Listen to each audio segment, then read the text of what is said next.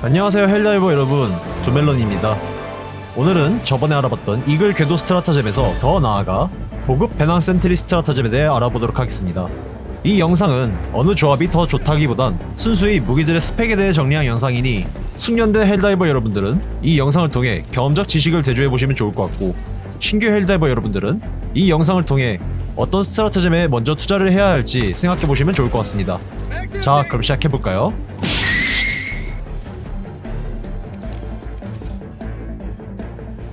우선 보급 무기 스트라타젬부터 살펴보겠습니다. 보급 무기는 스트라타젬 사용 시 헬포트에 탑재되어 날아오는 장비입니다. 각 상황에 알맞게 무기들이 분류되어 있기 때문에 전장이나 임무에 따라 궤도 이글 스트라타젬보다 상황 통제가 더 용이할 수 있습니다. 특히 스트라타젬을 사용할 수 없는 환경에서는 호출해둔 장비에 의지해야 하기 때문에 더 중요한 것 같네요. 그러니 드랍 전 팀원들과 잘 상의하여 스트라타젬을 고르는 게 좋을 것 같습니다.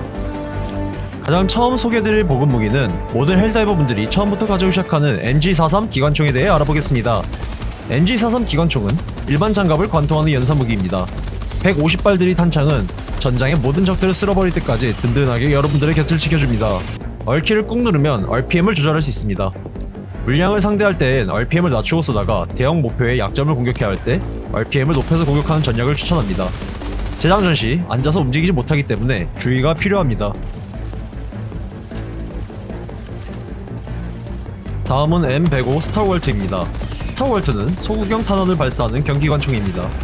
데미지는 기관총보다 낮지만 연사력이 높고 장탄수가 기관총보다 100발은 더 많아서 좀 더 오랫동안 연사할 수 있습니다. 하지만 그만큼 데미지와 일반 장갑도 관통 못하는 관통력이 크게 다가오는 총이라 만약 주무기를 특수한 총을 드셨다면 스타월트를 주무기처럼 사용하시는 걸 추천드립니다. 다음은 APW-1 대물저격총입니다. 대물저격총은 일반 강화장갑을 관통하며 높은 데미지를 자랑하는 장거리 사격 무기입니다. 3인칭 시점에서는 아예 조준점이 보이지 않지만 조준 시 화면 정중앙에 총구가 있기 때문에 1인칭 모드가 아니더라도 맞추는 게 어려운 총은 아닙니다. 얼키를 꾹 누르면 스코프의 확대 거리를 조절할 수 있고 탐락차도 심한 편이 아니라 원거리에서 정말 다양한 이점을 누릴 수 있는 총입니다. 다음은 AC-8 오토캐논은 일반 강화 장갑을 관통하여 폭발하는 무기입니다. 반동이 많이 강하지만 탄 자체는 일직선으로 날아가기 때문에 침착하게 사격한다면 다양한 상황에서 대응 가능한 무기입니다.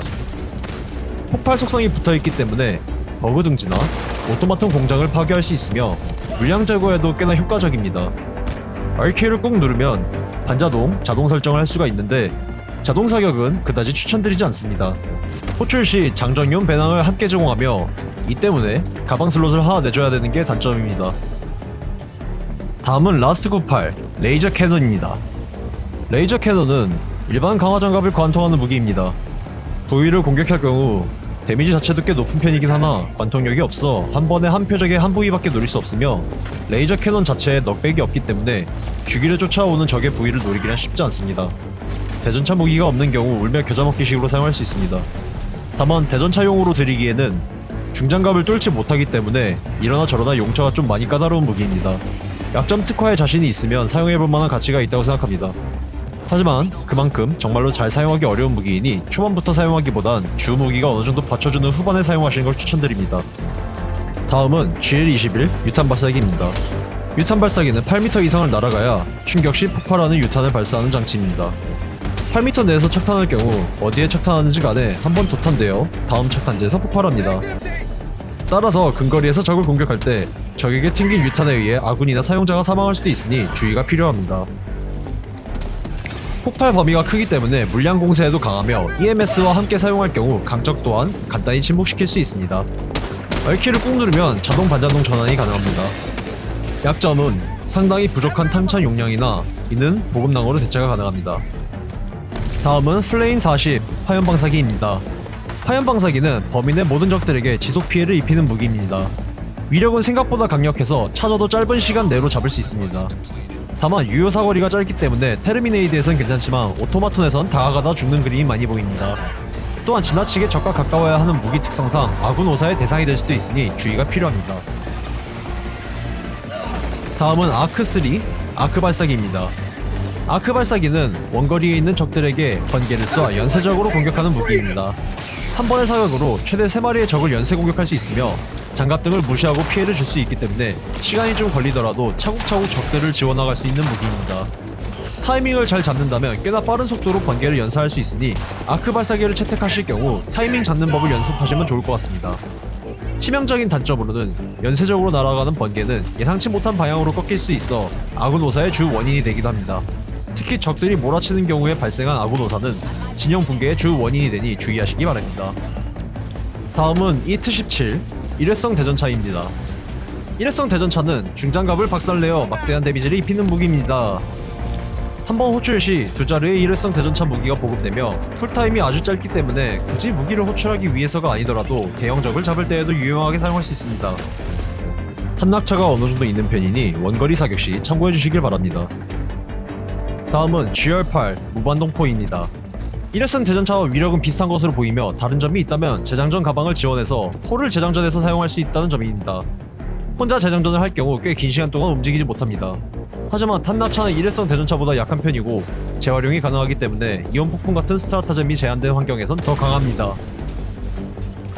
다음은 RS-422 레일건입니다. 적의 장갑을 관통하는 데 특화된 무기입니다. 데미지는 강하지 않지만 적의 장갑을 파괴하거나 약점을 공격할 때 효과적인 무기입니다. 다만 중장갑 적들을 상대하려면 레일건의 안정장치를 풀고 거의 80에서 90% 정도 차지해서 사용해야 합니다. 시간만 있다면 모든 장갑의 적들을 상대할 수 있는 무기입니다. 하지만 난전 속에서 대형 목표물들 상대로 충분히 시간을 들이기는 쉽지 않고 차지해서 쏘는 무기인 만큼 도망치고 있을 때에는 풀차징이 어렵기 때문에 레일건으로 목표를 잡는다기보단 팀원들이 대형 적에게 공격받고 있을 때 적에게 넉백을 주고 장갑을 파괴하는 서포트적인 느낌으로 플레이하시는 것을 추천드립니다. 참고로 안전 모드를 해제한 상태에서 충전을 너무 오랫동안 하면 무기가 폭발해버립니다. 이는 플레이어를 죽일 뿐만 아니라 레일건 자체가 사라지는 것이기 때문에 주의하셔야 합니다. 다음은 FAF-14 스피어입니다. 스피어는 대전차나 무반동포와 같이 중장갑을 파괴할 수 있는 미사일 런처입니다. 재장전이 가능한 가방을 함께 사용하며 적을 로곤한 다음에 발사하면 미사일이 적을 추적하여 날아갑니다. 맞는 부위에 따라 차저나 바일 타이탄이 한 방에 가버릴 정도로 위협적인 위력을 가지고 있으며 사거리도 200m로 시야를 가로막는 요소만 없다면 원거리에서도 문제없이 위험 요소를 제거할 수 있습니다. 하지만 로곤이 되지 않으면 발사 자체가 안 될 뿐더러 너무 근거리에서 발사하면 로켓이 적의 머리 위쪽으로 날아가 버려 소중한 공격 기회를 잃을 수도 있습니다. 지금부터는 배낭 스트라테젬에 대해 설명해드리겠습니다. 배낭 스트라테젬은 호출 시 헬포트에 탑재되어 날아오는 각종 효과를 가지고 있는 스트라테젬입니다. 배낭 슬롯에 장착하며 장착 시 해당 배낭의 효과를 사용할 수 있습니다. 첫 번째로 소개해드릴 배낭은 B1 보급팩입니다. 보급팩은 팀원에게 재보급을 지원할 수 있는 배낭입니다. 총 4번의 보급이 가능하며 보급되는 양은 재보급 포트와 동일하게 수류탄 2개, 각성제 2개, 각종 무기 탄약 등을 보충합니다. 사용 방법은 팀원에게 다가가 이 키를 누르거나 키보드 상단의 숫자 패널 5번을 누르면 개인 보급을 실시합니다. 무기를 선택할 때 탄을 많이 소비하는 무기를 들었고 배낭 슬롯이 비어있다면 보급팩을 함께 사용해보는 것도 좋은 선택입니다. 다음은 리프트 850 점프팩입니다. 점프팩은 스태미너를 소비하여 높게 뛰어오르는 배낭입니다. 높은 곳으로 올라갈 때나 장애물을 뛰어넘을 때 사용하는 배낭으로 적들을 따돌리거나 높은 위치에서 농성할 때 사용하기 좋습니다. 또한 제트팩으로 날고 있는 상태에서 총은 제대로 쏠 수 없지만 수류탄이나 스트라타젬은 제대로 던질 수 있어 다양한 상황에서 유연하게 대처가 가능해집니다. 다음은 AX-AR-23 가드독입니다. 가드독은 리버레이터를 장비한 드론봇입니다. 경장갑을 관통하는 소총으로 적의 물량 공세를 함께 막아줍니다. 리버레이터의 탄이 다 떨어지면 한번 가방으로 되돌아와 재보급을 시작합니다. 재보급 시간은 그렇게 길지 않으며 재보급이 끝나는 대로 다시 날아올라 사격을 재개합니다. 가방 안에 탄이 다 떨어지면 가방 안에 탄을 보충해줘야 되는데 필드에서 드랍되는 탄통으로 보급되지 않고 무조건 재보급 포트를 통해서만 보급이 가능합니다. 탄도 금방금방 써버려서 사실상 잠깐 쏘고 사라지는 스트라타젬이라 추천드리지 않습니다. 또한 가드독의 고질적인 단점인 스텔스 플레이에 제약을 주기 때문에 고난이도 임무에서의 가드독은 피하시는 게 좋을 것 같습니다. 다음은 AX 라스5 가드독 로버입니다. 가드독 로버는 리버레이터 대신 라스5 사이스를 장비한 드로인입니다. 리버레이터보다 더 오래 쏘고 탄을 채울 일도 없어서 로버 정도라면 꽤 활용도가 있습니다. 우선 나와있는 시간이 일반 가드독보다 길기 때문에 미처 알아차리지 못한 적의 위치를 알려줍니다. 소형적 같은 경우 데미지를 효과적으로 주기 때문에 플레이어에게 어느정도 여유를 줍니다. 하지만 오래 나와 있으면서 일반 가둑독과는 다른 단점이 생기는데, 이는 아군 사격, 특히 가둑독 오버 사용자를 죽이는 일이 심상치 않게 많이 일어납니다. 다음은 SH-20 탄도 방패 배낭입니다. 이건 그냥 쓰지 마세요. 탄도 방패 배낭은 적의 원거리 공격을 막아주는 방패입니다. 방패 사용 시 한손파지 무기들만 사용할 수 있으며, 이는 권총류 그리고 주무기로는 나이트와 디펜더만 방패와 함께 사용할 수 있습니다. 한손파지 무기를 들지 않을 경우 방패는 배낭으로 매어 배후의 총탄을 막아줍니다. 방패의 방어 범위는 딱 방패의 히트박스로 방패로 가리지 못한 신체 부위는 그대로 피격됩니다.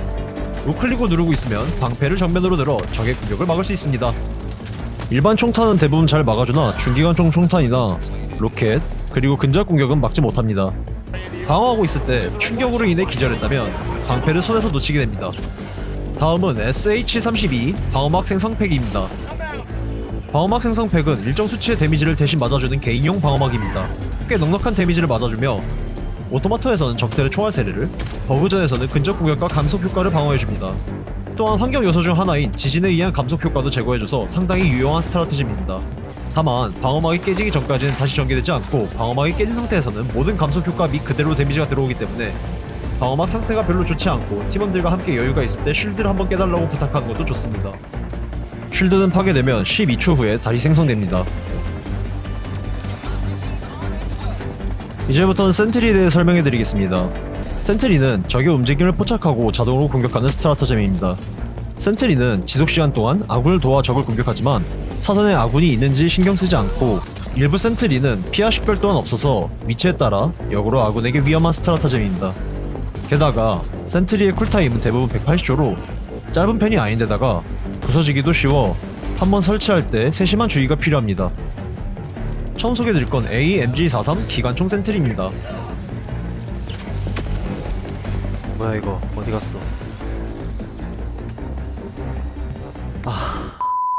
앞서 설명했던 기관총을 적들에게 사격하는 스트라타잼입니다. 기관총 특성을 그대로 이어받아 중장갑 이외의 적들에게 아주 유용합니다.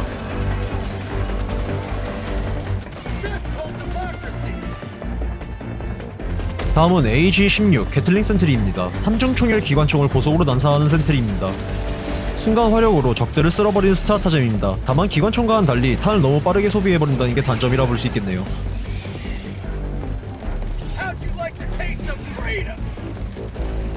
AA-18 오토캐논 센트리입니다. 휴대용 오토캐논과는 달리 장갑을 뜯어버리는 위력을 가진 센트리입니다. 한 번 사격 시 3연발 사격을 합니다. 다만 회전 속도가 느려 목포물이 너무 빠르다면 사격을 못합니다. 다음은 AMSL-4X 로켓 센트리입니다. 로켓 센트리는 대형 목표를 우선 사격하는 대중장갑 센트리입니다. 한 번 사격 시 2발의 로켓을 발사합니다. 데미지는 무반동포나 일회성 대정차보다는 낮은 것 같습니다. 다음은 AM-12 박격포 센트리입니다. 박격포 센트리는 아주 먼 거리를 곡사포로 타격하는 무기입니다. 괜찮은 폭발력과 일정 구역을 여러 번 타격하기 때문에 지역 제압에 상당히 괜찮습니다. 하지만 그 지역에 아군까지 있으면 증원을 소비해야 하니 사용하실 땐 마이크의 사용을 추천드립니다. 다음은 AM-23 EMS 박격포 센트리입니다. EMS 박격포 센트리는 박격포 센트리와 동일한 범위의 적들을 기절 혹은 슬로우를 걸어주는 센트리입니다. 살상력은 없어 아군 오사의 가능성이 없고, 다른 센트리들과 함께 사용할 경우 센트리를 훨씬 더 안전하게 사용할 수 있게 됩니다. 다음은 AARC3 테슬라 탑입니다. 테슬라 탑은 적들에게 번개를 발사해 연쇄 피해를 주는 센트리입니다. 테슬라 타워에게 피하 식별은 없으며 무심코 근처에 다가가면 아군에게도 아크 공격을 가합니다. 공격 범위는 그렇게 크지 않으며 공격 후 3에서 4초간 딜레이가 있기 때문에 그 사이 공격을 받아 박살나기도 합니다. 다음은 ND6 데인지르 매설입니다. 아군 적군 가리지 않고 밟으면 폭발하는 데인지르입니다. 총으로 쏴도 터지고 팀원이 밟아도 터지는 지뢰이니 메인 임무 지역에 살포해두시면 임무 도중에 팀원이 밟아 터질 수 있습니다. 그러니 지뢰 매설을 할 때에는 최대한 아군이 밟지 않을 만한 곳에 설치하는 것을 추천드립니다. 다음은 MD14 소위지뢰입니다. 데인지뢰와 기본적인 건 같습니다만 다른 점이 있다면 폭발 후 좁은 구역에 불을 붙입니다. 다음은 EMG-101 중기관총 거치포입니다. 일반 장갑을 관통하는 기관총을 난사하는 거치포입니다. 포신 회전 속도가 느리고 탑승 시 움직일 수 없다는 단점이 있습니다. 장점으로는 다른 센트리들과는 달리 지속시간이 없어서 탄을 다 소진하거나 파괴하기 전까지는 사라지지 않고 남아있습니다. 다음은 FX-12 방어막 생성 릴레이입니다. 방어막 생성 릴레이는 배낭 방어막과 동일한 메커니즘을 가지고 있습니다. 다른 점이 있다면 막을 수 있는 데미지가 더 많고 방어 범위 또한 더 넓다는 점이 되겠네요. 근접 공격의 적들 상대로는 그다지 큰 의미가 없습니다. 오늘은 보급 무기와 배낭 그리고 센트리 스트라타즘에 대해서 알아보았습니다. 여러분들 생각은 어떠셨나요? 댓글로 소중한 의견과 정보 부탁드립니다. 다양한 헬다이버 여러분들이 지금 이 순간에도 슈퍼지구의 뜻을 전하는 데 힘쓰고 있습니다. 각종 스트라타즘의 세부 사항을 알고 여러분들의 전투 스타일과 팀원들 간의 합을 잘 맞추신다면 언젠간 반드시 모든 행성을 해방한 날이 올 것입니다.